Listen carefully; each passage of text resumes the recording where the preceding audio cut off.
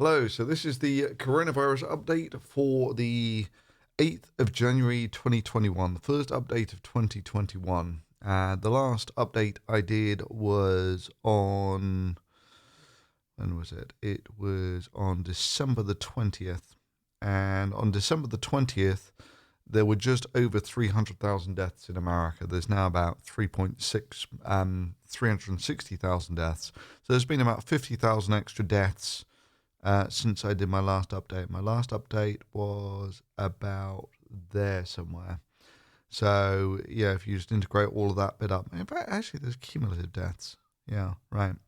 So, my last update was about there somewhere. And so you can see the barometer that I was using last time was the American dead in World War II, which was about 420,000, which is only up here somewhere. So it's going to go straight through. The coronavirus is going to kill more Americans than World War II, no matter what at this point.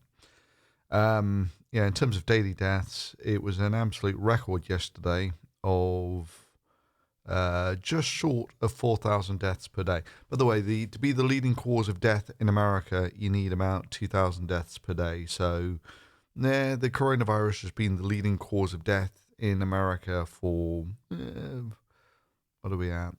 Somewhat over a month now. Of course, all of this was completely swamped yesterday by the riots in DC and the one woman who was killed in the Capitol building. I'll do a video on that some other time. But, I mean, it's one of these things. The people who die,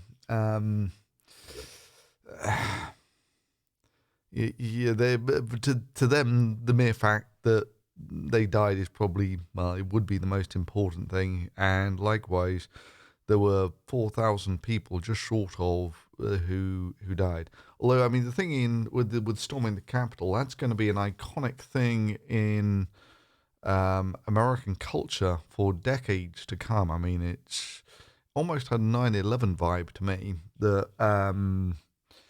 I mean, it was 200 years or something since the last time someone stormed the Capitol, and the last time someone was shot there, I don't know. But anyway, I mean, the crazy thing is that you take a look at these death tolls, the daily death tolls that you're looking at from the coronavirus. These are like a 9/11 per day or a Pearl Harbor per day.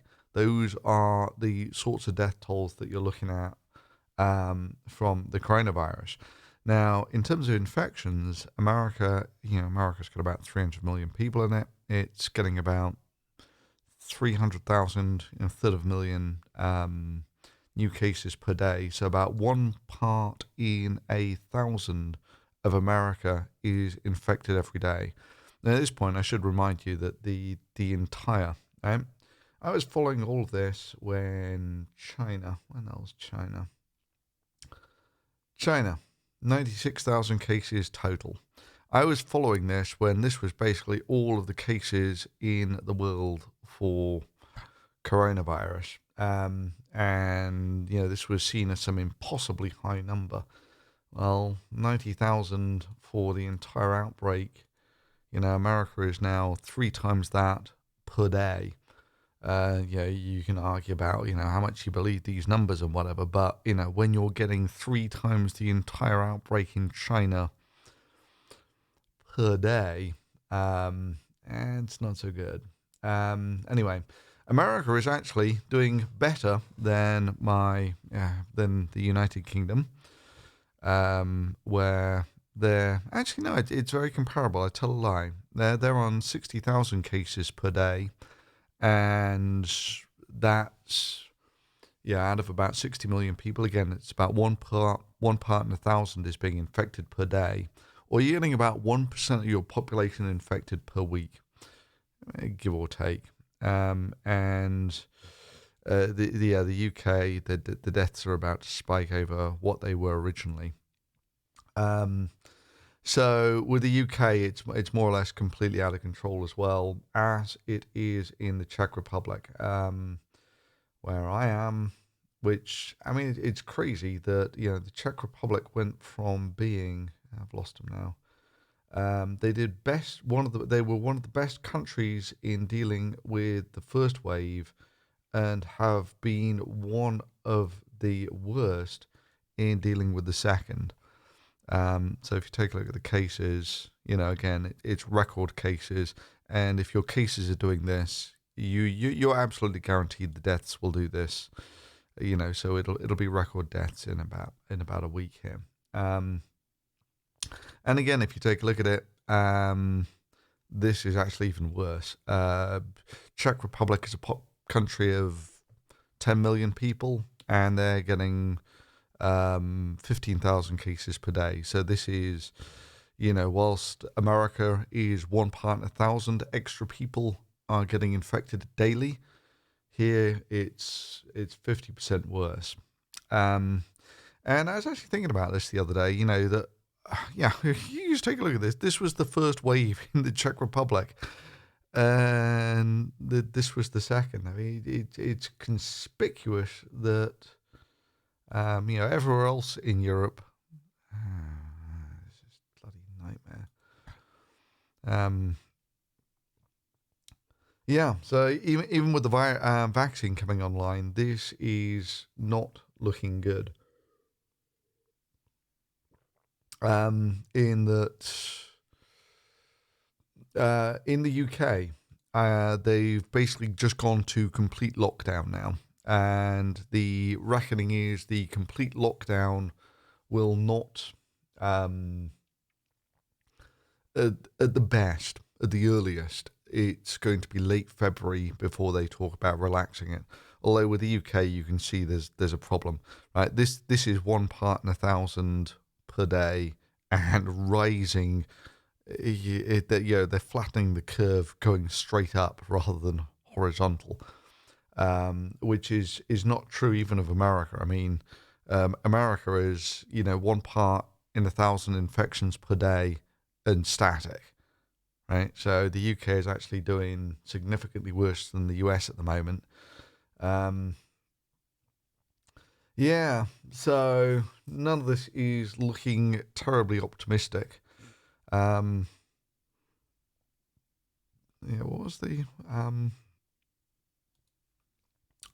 So I'm curious as to what it is for the world now. Okay, so we're just short of 2 million cases for the world, in terms of deaths. Let's see if we can actually pull up. There we go. There's the world stats.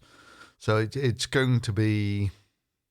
That's the American stats. Sorry. If we take a look at the world stats,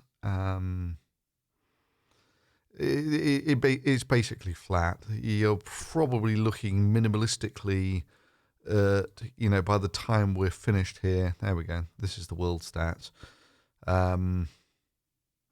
Even if this goes down as optimistically as you can hope it to, you're looking at probably 3 million dead by the end, which means this is still one of the worst pandemics in history. But what I was sort of thinking of is, what determines, how many deaths you actually get in a country. And if you make the sort of ballpark assumption, so here I'm going to take my little sketch pad, that let's just say this is, if you don't get any treatment at all, this is your chance of dying.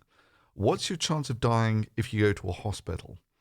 And my reckoning is, this is sort of purely intuitive stuff, but my reckoning is you probably only increase your chances of survival by maybe 25%. And my reckoning for this goes on, first of all, if you take a look at the historic survival numbers, if you actually come and take a look at, any of these places, right? So America is currently on 3,500 deaths per day, and let's call it 300,000 cases per day. So it's basically 1%. The death rate is 1%, and that's sort of universal. It doesn't really matter which country you go to. So you take a look at the UK, and let's call it, let's call it 50,000. So we want to reduce that That'd be 5,500 per day would be a 1% fatality rate, and it's about 1%-ish. Right? And that's sort of true, doesn't matter what country you go to. The death rate when you started early was very high because the detection rate was poor. Now the death rate is basically leveled out at about 1%. And that's really not changed even as time's gone on. And so if you take a look at the sort of, how much virus people get as the disease goes, you're going to expect something like this. There's a propagation period, then there's a bit where your immune system starts to win, and then it goes down again. So this is, how much damage the virus can do to you. And there comes, of course, some sort of threshold. So the threshold in a different color. There we go.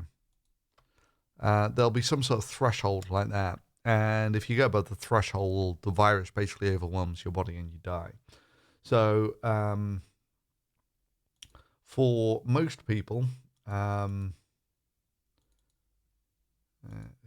one, if you're, this is where you get really sick, but don't actually die. There's a limited range when treatment in a hospital can actually save you. If you go too much over this line, you're going to die no matter what. It's basically there's too much viral load, it's done too much damage to your tissue and all that sort of thing. So this is why I suspect that there's only a limited number of cases where actually going to a hospital and going on a respirator actually help you. Obviously, it saves some people, but if you took a look at the numbers, the statistics for survival on a respirator was very low. It's like if they put you on a respirator, you only had about a 50% chance of surviving anyway. And I think this is basically the reason that if you're on this trajectory here, there's really nothing that can be done for you. Because there are no effective treatments for a virus. A virus is, it's getting on for the simplest self-replicating biological reaction you can get. It's almost like a flame in that respect. And, you can't actually treat it without inhibiting the virus's life cycle somehow, and we just don't have the drugs to do that. So, so looked at like that, how bad your infection rates are is basically a measure not so much of your health service, but of your population's ability to follow hygiene procedures.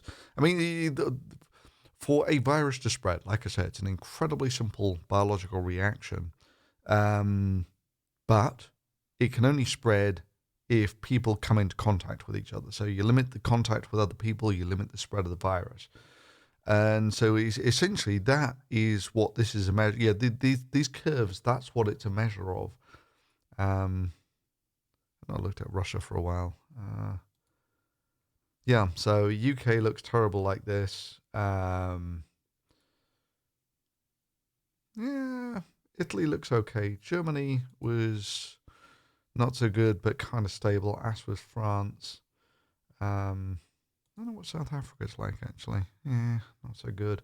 I mean, I think part of this is you get fatigue, that, people were willing to work really hard, and when they think the virus is beaten, they just can't be bothered the second time around. And that's sort of part of, a lot of this is, if what I've told you is correct, and I think there's a reasonable grounds to assume that's true, then, it may well be that a large portion of what determines the second wave is, psychological. Are people willing to, not touch things, not socialize, wash their hands, wear masks, all that sort of thing.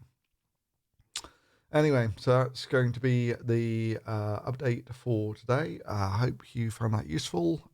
If you did, I'd be grateful if you drop a thumbs up on it. And thanks for watching, and see you next time.